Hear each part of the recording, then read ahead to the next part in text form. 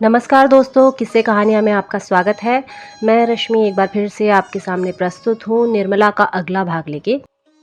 पिछले भाग में हमने सुना कि कैसे मुंशी तोताराम के शक करने की वजह से निर्मला और मनसाराम दोनों का जीवन मुश्किल में पड़ जाता है। ख़ास तौर पे मनसाराम इतना अधिक बीमार पड़ जाता है कि उसे अस्पताल ले जाने की नौबत आ जाती है। मुंशी तोताराम निर्मला और मनसाराम के संबंध में अभी भी शंकित हैं। इसीलिए वे मनसाराम को ऐसी हालत में भी घर नहीं ले जाना चाहते, अस्पताल में ही रखना चाहते हैं। मुंशी तोताराम मनसाराम को लेने के लिए छात्रालय जाते हैं। अब सुनते हैं इसके आगे का भाग। मुंशी तोताराम संध्या समय कचहरी से घर पहुंचे तो निर्मला ने पूछा, उन्हें देखा? क्या हाल है?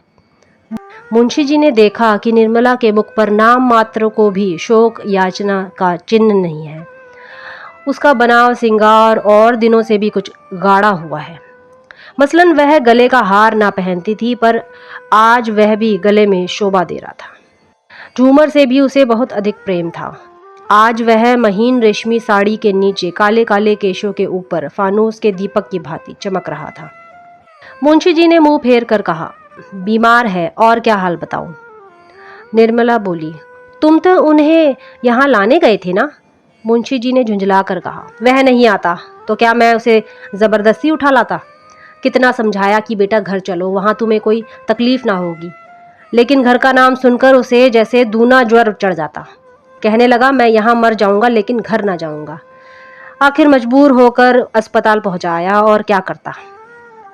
रुक्मिणी भी आकर बरामदे में खड़ी हो गई थी। बोली, वह जन्म का हठी है, यहाँ किसी तरह ना आएगा, और यह भी देख लेना वहाँ अच्छा भी ना होगा। मुंशी जी ने कातर स्वर में कहा, तुम 2-4 दिन के लिए वहाँ चली जाओ तो बहुत अच्छा रहेगा बहन, तुम्हारे रहने से उसे तस्कीन होती रहेगी। मेरी बहन, मेरी यह विनय मान लो। अकेले वह रो रो कर प्राण दे देगा। बस हाय अम्मा की रट लगाए रहता है और रोता रहता है। मैं वहीं जा रहा हूँ, मेरे साथ ही चलो। उसकी दशा अच्छी नहीं है बहन, वह सूरत ही ना रही उसकी। देखें ईश्वर क्या करते हैं।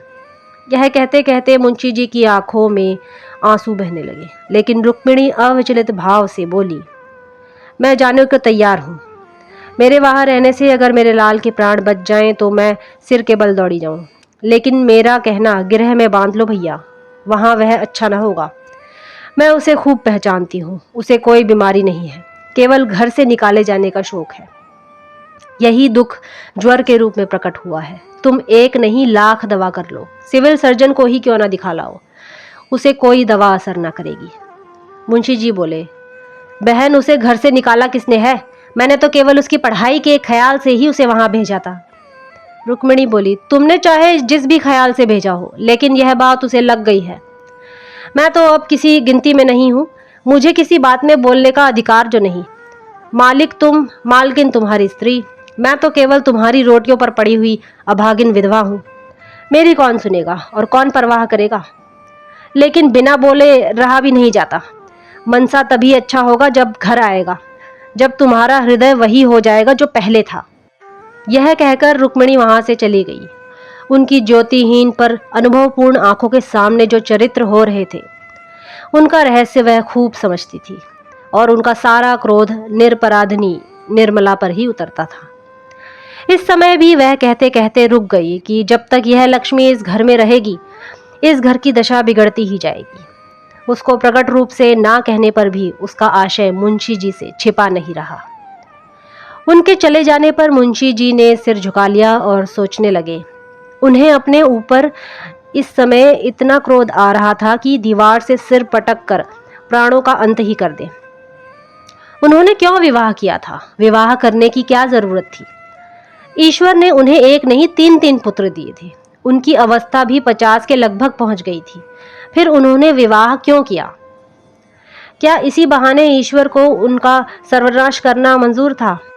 उन्होंने सिर उठाकर एक बार निर्मला को साहस पर निश्चल मूर्ति देखी और अस्पताल चले गए। निर्मला की साहस छवि ने उनका चित्त शांत कर दिया था। आज कई दिनों के बाद उन्हें शांति मयस्सर हुई थी। प्रेम पीड़ित हृदय इस दशा में क्या इतना शांत और अविचलित रह सकता है? नहीं, कभी नहीं। हृदय की चोट भाव कौशल से नहीं छिपाई जा सकती। अपने चित्त की दुर्बलता पर इस समय उन्हें अत्यंत क्षोभ हुआ। उन्होंने अकारण ही संदेह को हृदय में स्थान देकर इतना अनर्थ कर दिया। मनसाराम की ओर से भी उनका मन निशंक हो गया था। हाँ, उसकी जगह अब एक नई शंका उत्पन्न हो गई। क्या मनसाराम भाप तो नहीं गया? क्या भाप कर ही तो घर आने से इनकार नहीं कर रहा? अगर वह भाप गया है तो महान अनर्थ हो जाएगा। उसकी कल्पना ही से उनका मन दहल उठा। उनकी देह की सारी हड्डियां मानो इस हाहाकार पर पानी डालने के लिए व्याकुल हो उठी। उन्होंने कोचवान से घोड़े को तेज चलाने के लिए कहा। आज कई दिनों के बाद उनके हृदय मंडल पर छाया हुआ सघन फट गया था और प्रकाश की लहरें अंदर से निकलने के लिए व्यग्र हो रही थी। उन्होंने बाहर सर निकाल कर देखा, कोचवान सो तो नहीं रहा है। घोड़े की चाल उन्हें इतनी मंद कभी ना मालूम हुई थी। अस्पताल पहुंचकर वह लपके हुए मनसाराम के पास गए। देखा तो डॉक्टर साहब उसके सामने चिंता में मगन खड़े थे। मुंशी जी के हाथ पांव फूल गए। मुंह से एक शब्द न निकला। भरभराई हुई आवाज में बड़ी मुश्किल से बोले, क्या हाल है डॉक्टर साहब? यह कहते कहते वे रो पड़े और जब डॉक्टर साहब को उनके प्रश्न का उत्तर देने में एक क्षण का विलंब हुआ तब तो उनके प्राण ही निकल गए। उन्होंने पलंग पर बैठकर अचेत बालक को गोद में उठा लिया और बालक की भांति सिसक सिसक कर रोने लगे। मनसाराम की देह तवे की तरह जल रही थी। मनसाराम ने एक बार आंखें खोली। मुंशी जी ने बालक को कंठ से लगाकर डॉक्टर से पूछा, क्या हाल है साहब? आप चुप क्यों हैं? डॉक्टर ने संदिग्ध स्वर में कहा, हाल जो कुछ है वह आप देख ही रहे हैं। 106 डिग्री का ज्वर है और मैं क्या बताऊं, अभी ज्वर का प्रकोप बढ़ता ही जाता है। मेरे किए जो कुछ हो सकता है कर रहा हूं। ईश्वर मालिक है। जब से आप गए हैं मैं 1 मिनट के लिए भी यहां से नहीं हिला, भोजन तक नहीं कर सका। हालत इतनी नाजुक है कि 1 मिनट में क्या हो जाएगा नहीं कहा जा सकता। यह महाज्वर है, बिल्कुल होश नहीं है। रह रहकर डिलीरियम का दौरा सा हो जाता है। क्या घर में इन्हें किसी ने कुछ कहा है? बार बार अम्मा जी तुम कहाँ हो यही आवाज मुंह से निकालते हैं। डॉक्टर साहब यह कह ही रहे थे कि सहसा मनसाराम उठकर बैठ गया और धक्के से मुंशी जी को चारपाई के नीचे ढकेल कर उन्मत्त स्वर से बोला, क्यों धमकाते हैं आप? मार डालिए, अभी मार डालिए।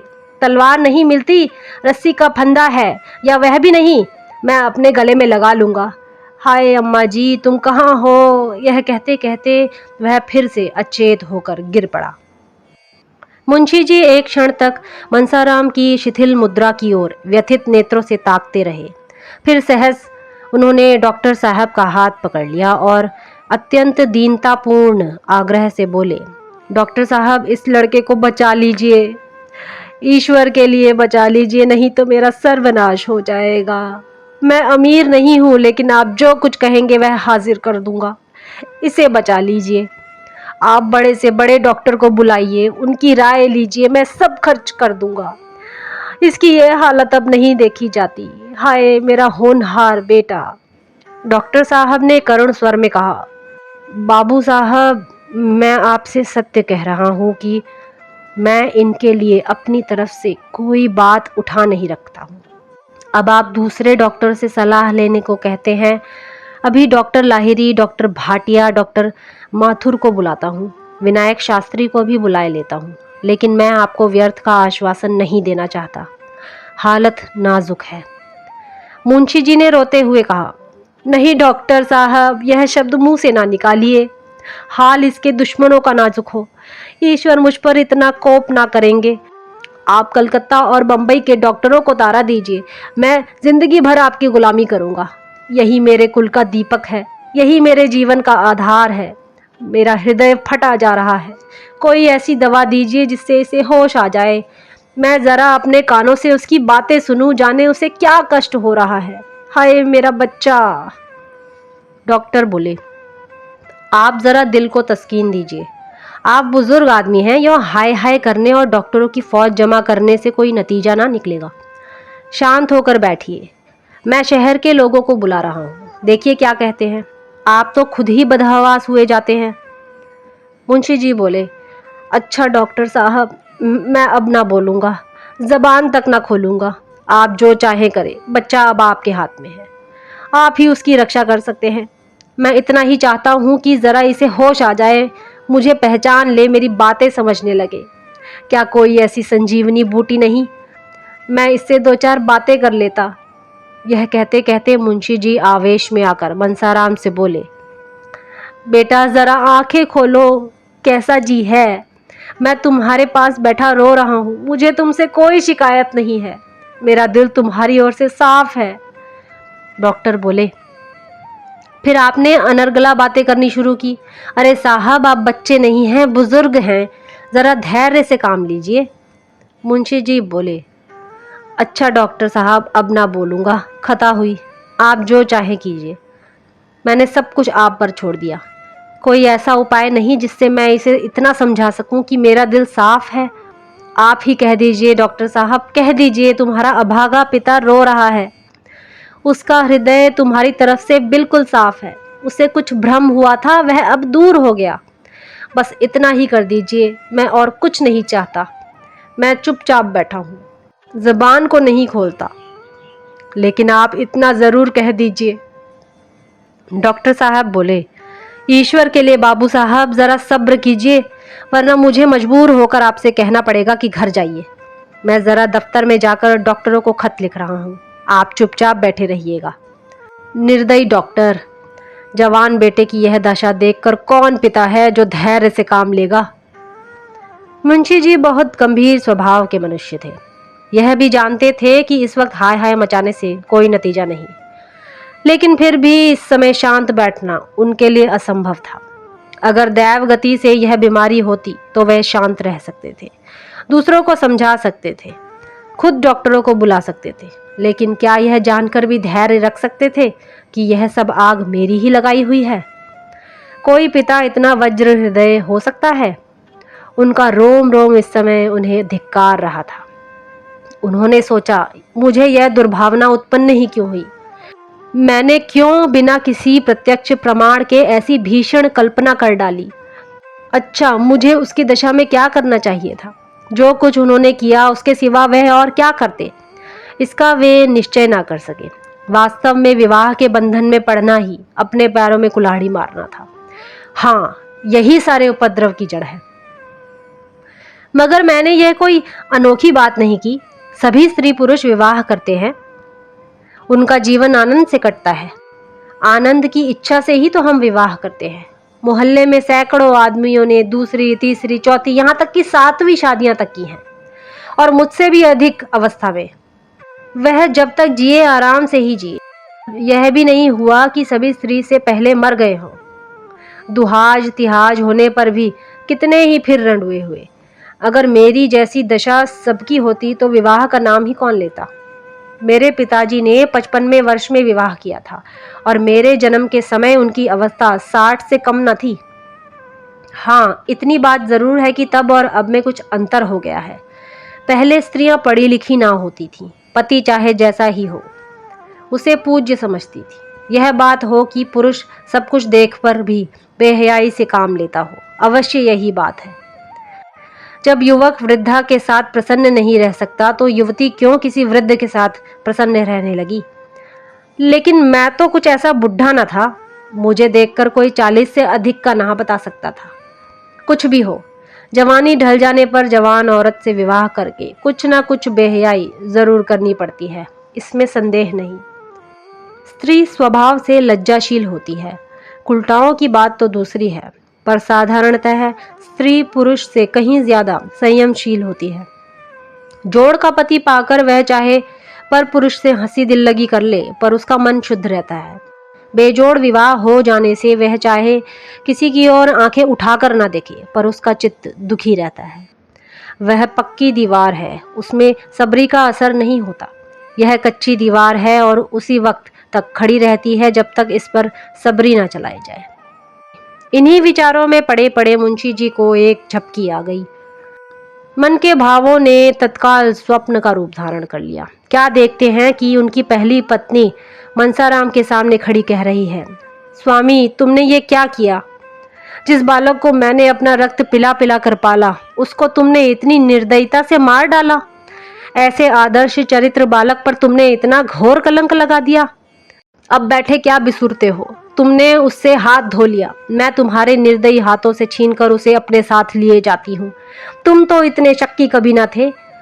क्या विवाह करते ही शक को भी गला बांध लिया? इस कोमल हृदय पर इतना कठोर आघात, इतना भीषण कलंक, इतना बड़ा अपमान सहकर जीने वाले कोई बेहया होंगे। मेरा बेटा नहीं सह सकता। यह कहते कहते उसने बालक को गोद में उठा लिया और चली गई।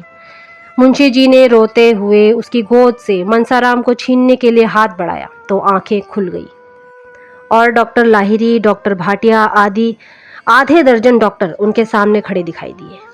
3 दिन गुजर गए और मुंशी जी घर न आए। रुक्मिणी दोनों वक्त अस्पताल जाती और मनसाराम को देख आती।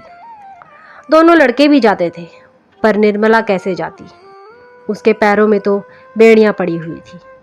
वह मनसाराम की बीमारी का हालचाल जानने के लिए व्यग्र रहती थी। यदि रुक्मिणी से कुछ पूछती थी तो ताने मिलते थे और लड़कों से पूछती तो बेसिर पैर की बातें करने लगते। एक बार खुद जाकर देखने के लिए उसका चित्त व्याकुल हो रहा था। उसे यह भय होता था कि संदेह ने कहीं मुंशी जी के पुत्र प्रेम को शिथिल ना कर दिया हो। कहीं उनकी कृपणता ही से तो मनसाराम के अच्छा होने में बाधक नहीं आ रही। डॉक्टर किसी के सगे नहीं होते, उन्हें तो अपने पैसों से काम है। मुर्दा दोजख में जाए या बहिश्त में। उसके मन में प्रबल इच्छा होती थी कि जाकर अस्पताल के डॉक्टरों को 1000 की थैली देकर कहे, इन्हें बचा लीजिए, यह थैली आपके भेंट है। पर उसके पास ना तो इतने रुपए थे, ना ही इतना साहस था। अब भी यदि वहां पहुंच सकती तो मनसाराम अच्छा हो जाता। उसकी जैसी सेवा शुश्रू होनी चाहिए वैसी नहीं हो रही है। नहीं तो क्या 3 दिन तक ज्वर ही ना उतरता? यह दैहिक ज्वर नहीं, मानसिक ज्वर है और चित्त के शांत होने ही से इसका प्रकोप उतर सकता है। अगर वह वहां रात भर बैठी रह सकती और मुंशी जी जरा भी मन मैला ना करते तो कदाचित मनसाराम को विश्वास हो जाता कि पिताजी का दिल साफ है और फिर अच्छे होने में देर ना लगती। लेकिन ऐसा होगा? मुंशी जी उसे वहां देखकर प्रसन्नचित्त रह सकेंगे? क्या अब भी उनका दिल साफ नहीं हुआ? यहाँ से जाते समय तो ऐसा ज्ञात हुआ था कि वह अपने प्रमाद पर पछता रहे हैं। ऐसा तो ना होगा कि उसके जाते ही मुंशी जी का संदेह फिर से भड़क उठे और वह बेटे की जान लेकर ही छोड़े। इस दुविधा में पड़े पड़े 3 दिन गुजर गए और ना घर में चूल्हा जला, ना किसी ने कुछ खाया। लड़कों के लिए बाजार से पूरियां ली जाती थी। रुक्मिणी और निर्मला भूखी ही सो जाती थी। उन्हें भोजन की इच्छा ही ना होती। चौथे दिन जियाराम स्कूल से लौटा तो अस्पताल होता हुआ घर आया। निर्मला ने पूछा, क्यों भैया, अस्पताल भी गए थे? आज क्या हाल है? तुम्हारे भैया उठे या नहीं? जियाराम रुआंसा होकर बोला, अम्मा जी, आज तो वे कुछ बोलते चालते ही न थे। चुपचाप चारपाई पर पड़े पड़े जोर जोर से हाथ पांव पटक रहे थे। निर्मला के चेहरे का रंग उड़ गया। घबराकर पूछा, तुम्हारे बाबूजी वहां न थे? जियाराम बोला, थे क्यों नहीं, आज वे बहुत रोए थे। निर्मला का कलेजा धक धक करने लगा। पूछा, डॉक्टर लोग वहां न थे? जियाराम कहता, डॉक्टर भी खड़े थे और आपस में कुछ सलाह कर रहे थे। सबसे बड़ा सिविल सर्जन अंग्रेजी में कह रहा था कि मरीज की देह में कुछ ताज़ा खून डालना चाहिए। इस पर बाबूजी ने कहा, मेरी देह से जितना चाहे खून ले लीजिए। सिविल सर्जन ने हंसकर कहा, आपके ब्लड से काम नहीं चलेगा, किसी जवान आदमी का ब्लड चाहिए। आखिर उसने पिचकारी से कोई दवा भैया के बाजू में डाल दी। 4 अंगुल से कम की सुई ना रही होगी, पर भैया मिनके तक नहीं। मैंने तो मारे आंखें डर के बंद ही कर ली। बड़े बड़े महान संकल्प आवेश में ही जन्म लेते हैं। कहाँ तो निर्मला भय से सूखी जाती थी, कहाँ उसके मुंह पर दृढ़ संकल्प की आभा झलक पड़ी। उसने अपनी देह का ताज़ा खून देने का निश्चय किया। अगर उसके रक्त से मनसाराम के प्राण बच जाए तो वह बड़ी खुशी से उसकी अंतिम बूंद तक दे डालेगी। अब जिसका जो जी चाहे समझे, वह कुछ परवाह ना करेगी। उसने जियाराम से कहा, तुम लपक कर एक इक्का बुला लो, मैं अस्पताल जाऊंगी। जियाराम बोला, वहां तो इस वक्त बहुत से आदमी होंगे, जरा रात हो जाने दीजिए। निर्मला बोली, नहीं, तुम अभी इक्का बुला लो। जियाराम बोला, कहीं बाबूजी बिगड़े ना। निर्मला बोली, बिगड़ने दो, तुम अभी जाकर सवारी ले आओ। जियाराम बोला, मैं कह दूंगा, अम्मा जी ने ही मुझसे कहा था सवारी मंगाने के लिए। निर्मला बोली, कह देना। जियाराम तो उधर तांगा लाने गया। इतनी देर में निर्मला ने सिर में कंघी की, जूड़ा बांधा, कपड़े बदले, आभूषण पहने, पान खाया और द्वार पर आकर तांगे की राह देखने लगी। रुक्मिणी अपने कमरे में बैठी हुई थी। उसे इस तैयारी से आते देखकर बोली, कहाँ जाती हो बहू? निर्मला बोली, जरा अस्पताल तक जाती हूँ। रुक्मिणी बोली, वहाँ जाकर क्या करोगी? निर्मला बोली, कुछ नहीं, करूँगी क्या, करने वाले तो भगवान हैं, देखने को जी चाहता है। रुक्मिणी कहती, मैं कहती हूँ मत जाओ। निर्मला ने विनीत भाव से कहा, अभी चली जाऊंगी दीदी जी, जियाराम कह रहे हैं कि इस वक्त उनकी हालत अच्छी नहीं है। जी नहीं मानता, आप भी चलिए ना। रुक्मिणी बोली, मैं देख आई हूँ, इतना ही समझ लो कि अब बाहरी खून पहुंचाने पर ही जीवन की आशा है। कौन अपना ताज़ा खून देगा और क्यों देगा? उसमें भी तो प्राणों का भय है। निर्मला बोली, इसीलिए तो मैं जाती हूँ, मेरे खून से क्या काम नहीं चलेगा? रुक्मिणी बोली, चलेगा क्यों नहीं, जवान ही का तो खून चाहिए, लेकिन तुम्हारे खून से मनसाराम की जान बचे, इससे तो कहीं अच्छा है कि उसे पानी में बहा दिया जाए। इतने में तांगा आ गया। निर्मला और जियाराम दोनों जा बैठे। तांगा चला। रुक्मिणी द्वार पर खड़ी देर तक रोती रही। आज पहली बार उसे निर्मला पर दया आई। उसका बस होता तो वह निर्मला को बांध रखती। करुणा और सहानुभूति का आवेश उसे कहाँ लिए जाता है, वह अप्रकट रूप से देख रही थी। आह, यह दुर्भाग्य की प्रेरणा है, यह सर्वनाश का मार्ग है। निर्मला अस्पताल पहुंची तो दीपक जल चुके थे। डॉक्टर लोग अपनी राय देकर विदा हो चुके थे। मनसाराम का ज्वर कुछ कम हो गया था। वह टकटकी लगाए द्वार की ओर देख रहा था। उसकी दृष्टि उन्मुक्त आकाश की ओर लगी हुई थी, माने किसी देवता की प्रतीक्षा कर रहा हो। वह कहाँ है, जिस दशा में है, उसका उसे कुछ ज्ञान न था। सहसा निर्मला को देखकर ही वह चौंक कर उठ बैठा। उसकी समाधि टूट गई। उसकी विलुप्त चेतना प्रदीप्त हो गई। उसे अपने स्थिति का, अपनी दशा का ज्ञान हो गया, मानो कोई भूली हुई बात याद आ गई हो। उसने आंखें फाड़ कर निर्मला की ओर देखा और मुंह फेर लिया।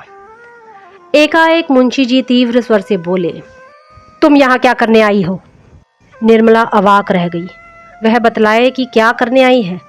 इतने सीधे से प्रश्न का भी वह कोई जवाब न दे सकी। वह क्या करने आई थी? इतना जटिल प्रश्न किसके सामने आया होगा? घर का आदमी बीमार है, उसे देखने आई है। यह बात क्या बिना पूछे मालूम ना हो सकती थी? फिर प्रश्न क्यों? वह हतबुद्धि सी खड़ी रही, मानो संज्ञाहीन हो गई हो। उसने दोनों लड़कों से मुंशी जी के शोक और संताप की बातें सुनकर यह अनुमान किया था कि अब उनका दिल साफ हो गया है। अब उसे ज्ञात हुआ कि वह भ्रम था। हाँ, वह महाभ्रम था। मगर वह जानती थी, आंसुओं की दृष्टि ने भी संदेह की अग्नि शांत नहीं की, तो वह कदापि नहीं आती। वह कुड़ कर मर जाती, घर से पाँव ना निकालती। मुंशी जी ने फिर वही प्रश्न किया, तुम यहाँ क्यों आई हो? निर्मला ने निशंक भाव से उत्तर दिया, आप यहाँ क्या करने आए हैं? मुंशी जी के नथुने फड़कने लगे।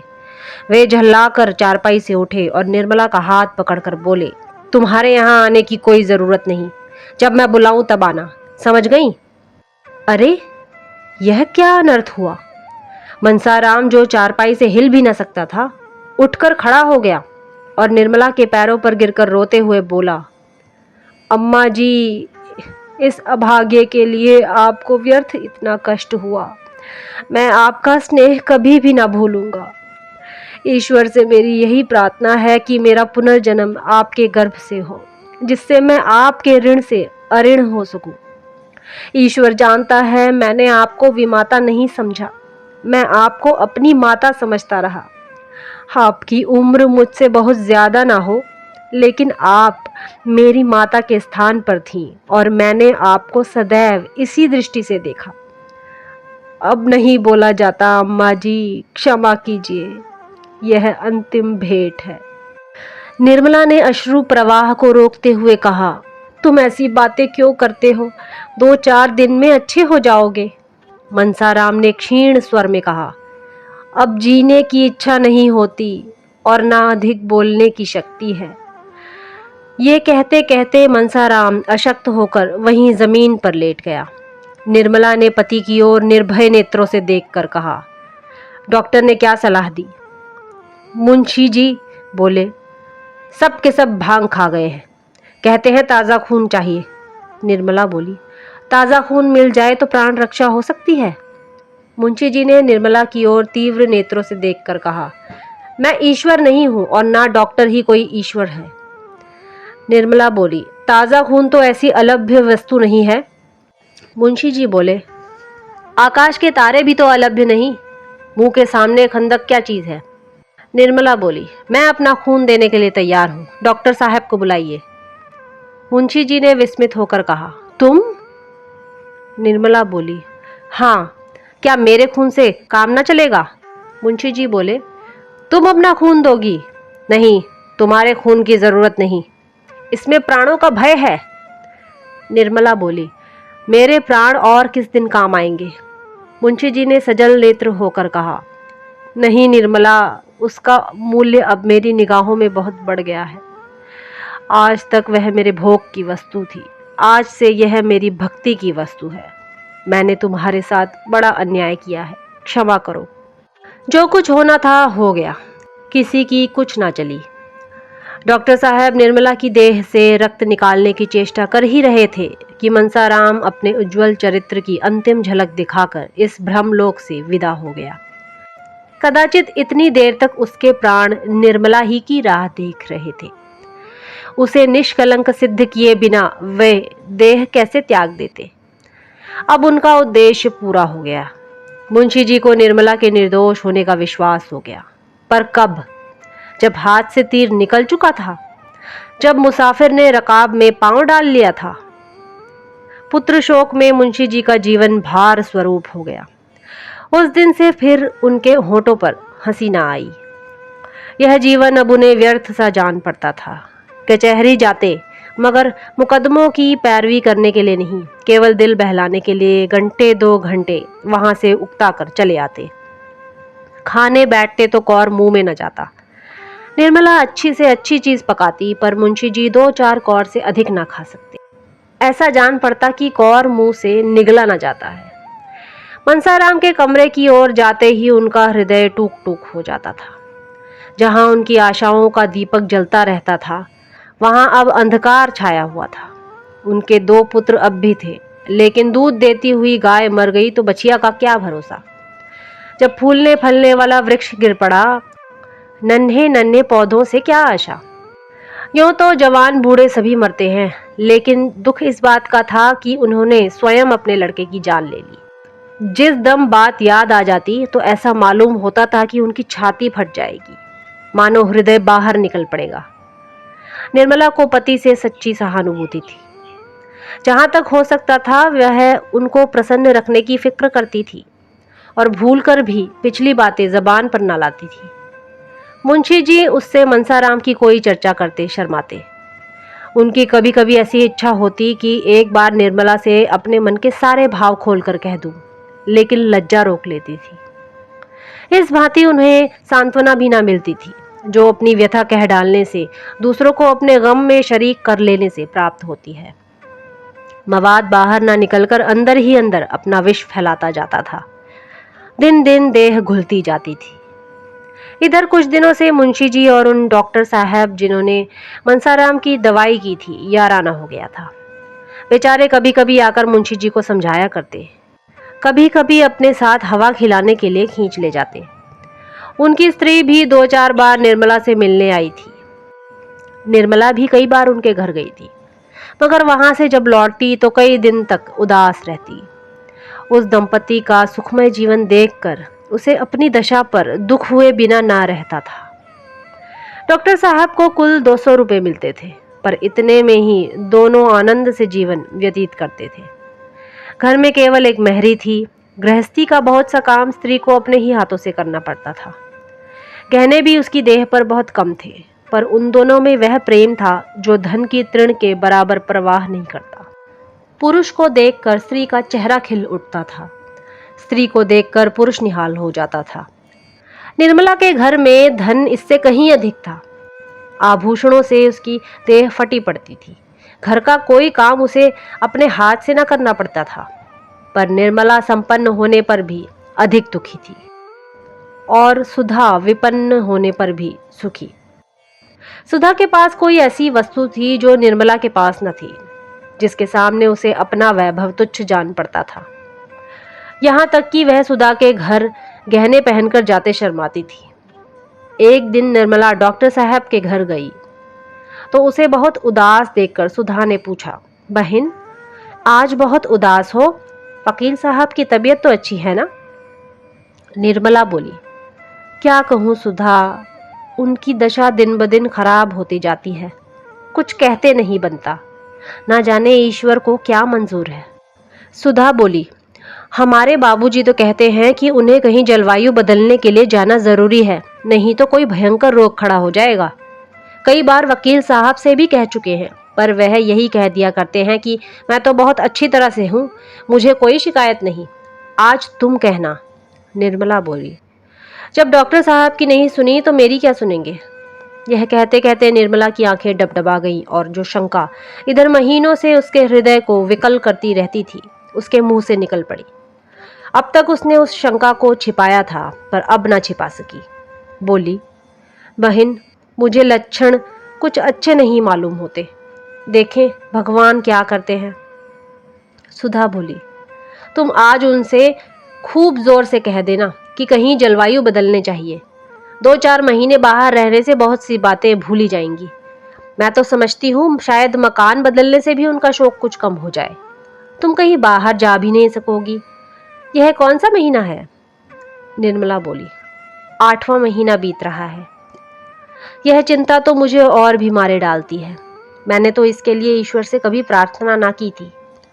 यह बला मेरे सर न जाने क्यों मर दी। मैं बड़ी अभागिनी हूँ बहन।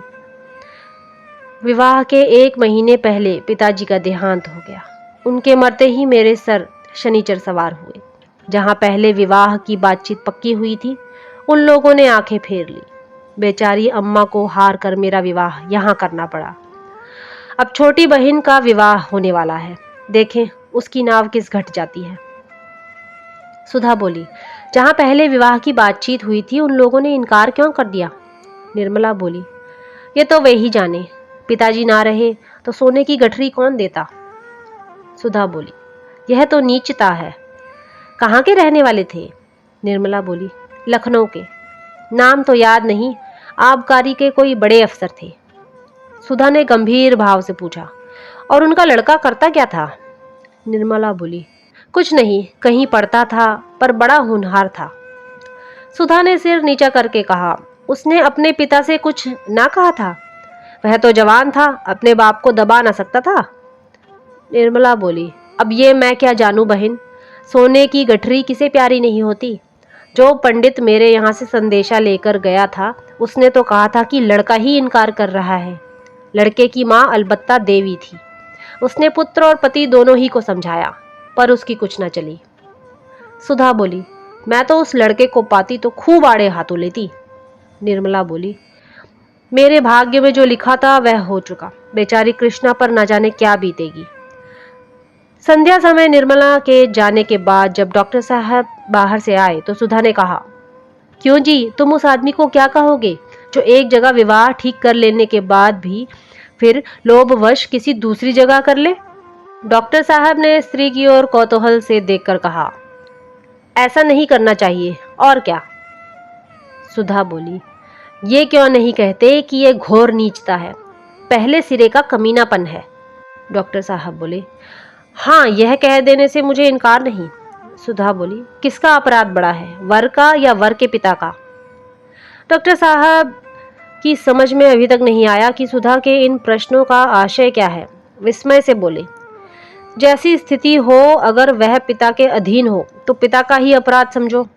सुधा बोली, अधीन होने पर भी क्या जवान आदमी का अपना कोई कर्तव्य नहीं है? अगर उसे अपने लिए नए कोट की जरूरत हो तो वह पिता के विरोध करने पर भी उसे रोध होकर बनवा लेता है। क्या ऐसे महत्व के विषय में वह अपनी आवाज पिता के कानों तक नहीं पहुंचा सकता? यह कहो कि वह और उसका पिता दोनों अपराधी हैं, परंतु वर अधिक। बूढ़ा आदमी सोचता है, मुझे तो सारा खर्च संभालना पड़ेगा, कन्या पक्ष से जितना ऐड सकूं उतना ही अच्छा। मगर वर का धर्म है कि यदि वह स्वार्थ के हाथों बिल्कुल बिक नहीं गया है तो अपने आत्मबल का परिचय दे। अगर वह ऐसा नहीं करता तो मैं कहूंगी कि वह लोभी है और कायर भी। दुर्भाग्यवश ऐसा ही एक प्राणी मेरा पति है और मेरी समझ में नहीं आता कि किन शब्दों में उसका तिरस्कार करूं। डॉक्टर साहब यानी कि डॉक्टर सिन्हा ने हिचकिचाते हुए कहा, वह दूसरी बात थी, लेन देन का कारण नहीं था, बिल्कुल दूसरी बात थी। कन्या के पिता का देहांत हो गया था। ऐसी दशा में हम लोग क्या करते? यह भी सुनने में आया था कि कन्या में कोई ऐब है, वह बिल्कुल दूसरी बात थी। मगर तुमसे यह कथा किसने कही? सुधा बोली, कह दो कि वह कन्या कानी थी या कुबड़ी थी या नाइन के पेट की थी या भ्रष्टा थी। इतनी कसर क्यों छोड़ दी? भला सुनूं तो, उस कन्या में ऐसा क्या ऐब था? डॉक्टर सिन्हा बोले, मैंने देखा तो नहीं था, सुनने में आया था कि उसमें कोई ऐब है। सुधा बोली, सबसे बड़ा ऐब यही था कि उसके पिता का स्वर्गवास हो गया था और वह कोई लंबी चौड़ी रकम ना दे सकती थी। इतना स्वीकार करते हो, झेपते क्यों हो? मैं कुछ तुम्हारे कान तो काट ना लूंगी। अगर दो चार फिक्रे कहूं तो इस कान से सुनकर उस कान से उड़ा देना। ज्यादा चीं चपड़ करूं तो छड़ी से काम ले सकते हो। औरत जात डंडे से ही ठीक रहती है। अगर उस कन्या में कोई ऐब था तो मैं कहूंगी लक्ष्मी भी ये बेऐब नहीं, तुम्हारी खोटी थी बस, और क्या। तुम्हें तो मेरे पाले पड़ना था। डॉक्टर सिन्हा बोले, तुमसे किसने कहा कि वह ऐसी थी वैसी थी, जैसे तुमने किसी से सुनकर मान लिया? सुधा बोली, मैंने सुनकर नहीं माना, अपनी आंखों से देखा है। ज्यादा बखान क्या करूं, मैंने ऐसी सुंदर स्त्री कभी नहीं देखी थी। डॉक्टर सिन्हा ने व्यग्र होकर पूछा, क्या वह यहीं कहीं है? सच बताओ, उसे कहाँ देखा? क्या तुम्हारे घर आई थी? सुधा बोली, हाँ, मेरे घर आई थी और एक बार नहीं कई बार आ चुकी है। मैं भी उसके यहाँ कई बार जा चुकी हूँ। वकील साहब की बीवी वही कन्या है जिसे आपने ऐबों के कारण त्याग दिया। डॉक्टर सिन्हा बोले, सच? सुधा बोली, बिल्कुल सच। आज अगर उसे मालूम हो जाए कि आप वही महापुरुष हैं तो शायद फिर इस घर में कदम न रखे। ऐसी सुशीला, घर के कामों में ऐसी निपुण और ऐसी परम सुंदरी स्त्री इस शहर में दो ही चार होंगी। तुम मेरा बखान करते हो, मैं उसकी दासी बनने के योग्य भी नहीं हूं। घर में ईश्वर का दिया हुआ सब कुछ है, मगर जब प्राणी ही मेल के नहीं तो और सब रहकर क्या करेगा? धन्य है उसके धैर्य को कि उस बुढ़े खुसट वकील के साथ जीवन के दिन काट रही है। मैंने तो कब का जहर खा लिया होता। मगर मन की व्यथा कहने से ही थोड़े प्रकट होती है। हंसती है, बोलती है, गहने कपड़े पहनती है, पर रोया रोया रोया करता है। डॉक्टर सिन्हा बोले, वकील साहब की खूब शिकायत करती होगी। सुधा बोली, शिकायत क्यों करेगी? क्या वह उसके पति नहीं है? संसार में अब उसके लिए जो कुछ है वकील साहब है। वह बुढ़े होंगे या रोगी, पर हैं तो उसके स्वामी ही। कुलवंती स्त्रियां पति की निंदा नहीं करती, यह कुलटाओं का काम है। वह उनकी दशा देखकर कुढ़ती है, पर मुंह से कुछ बुरा नहीं कहती। डॉक्टर सिन्हा बोले, इन वकील साहब को क्या सूझी थी जो इस उम्र में ब्याह रचाने चले थे? सुधा बोली, ऐसे आदमी ना हो तो गरीब कुंवारियों के नाव कौन पार लगाएगा? तुम और तुम्हारे साथी बिना भारी गठरी लिए बात नहीं करते तो फिर ये बेचारे किसके घर जाएं? तुमने यह बड़ा भारी अन्याय किया है और तुम्हें इसका प्रायश्चित करना पड़ेगा। ईश्वर उसका सुहाग अमर करे, लेकिन वकील साहब को कहीं कुछ हो गया तो बेचारी का जीवन ही नष्ट हो जाएगा। आज तो बहुत रोती थी। तुम लोग सचमुच बड़े निर्दयी हो। मैं तो अपने सोहन का विवाह किसी गरीब लड़की से करूंगी। डॉक्टर साहब ने यह पिछला वाक्य नहीं सुना। वह घोर चिंता में पड़ गए।